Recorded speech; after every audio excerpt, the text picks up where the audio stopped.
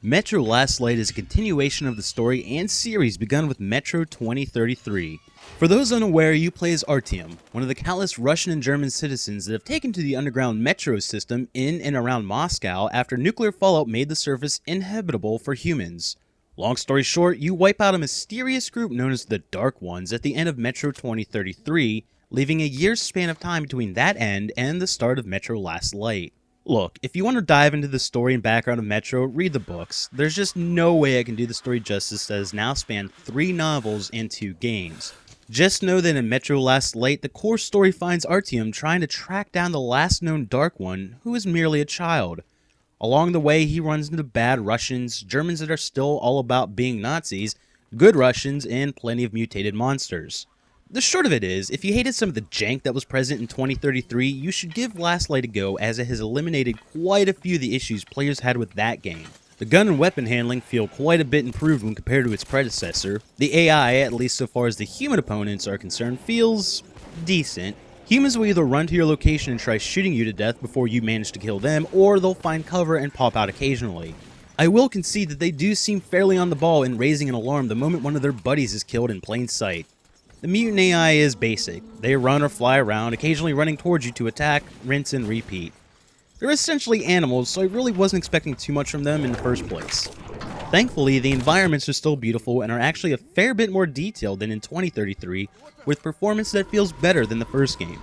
Now, I don't have benchmarks to compare the two, I'm just going by what my gut feeling tells me on this.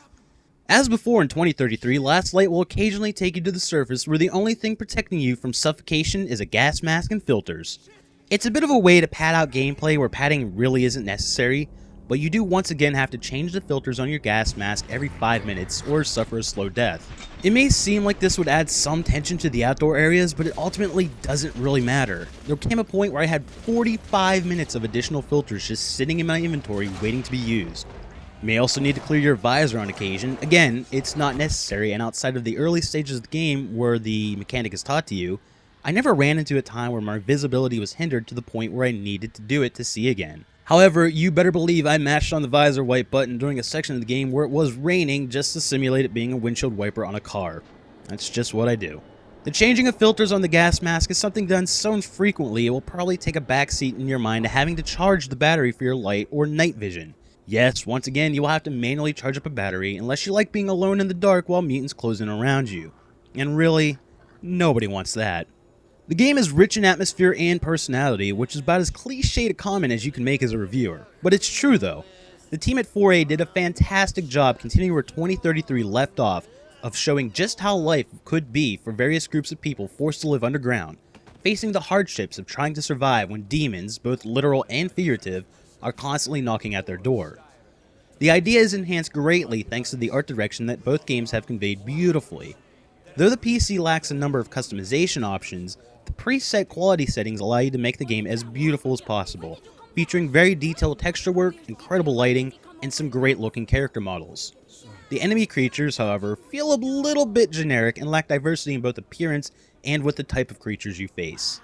There is simultaneously a sense of hope in addition to extreme hopelessness amongst the people of the Metro.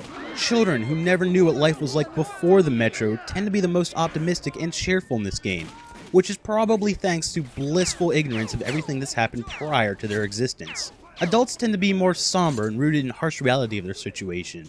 There are scenes in this game that will make you smile, some that will make you think, some that will give you hope, and a few that might anger you.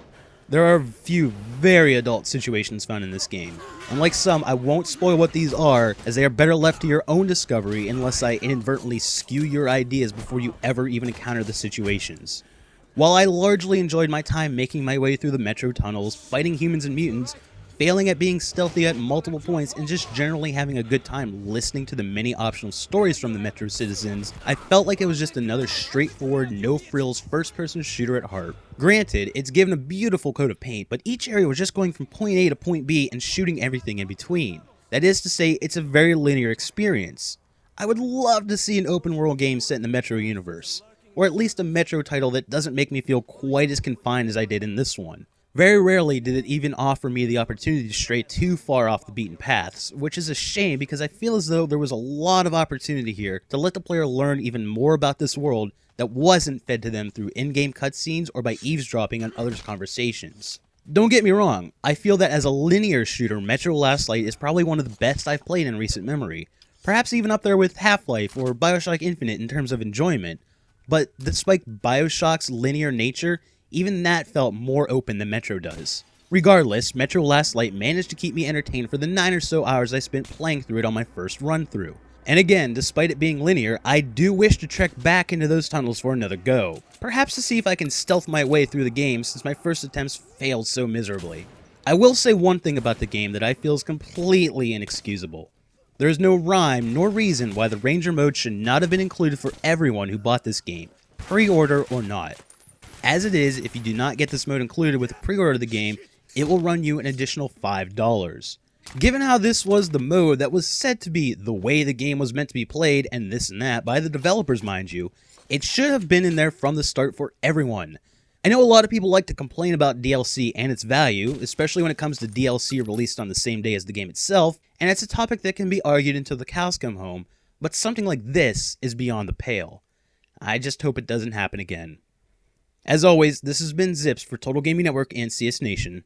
Thanks for watching.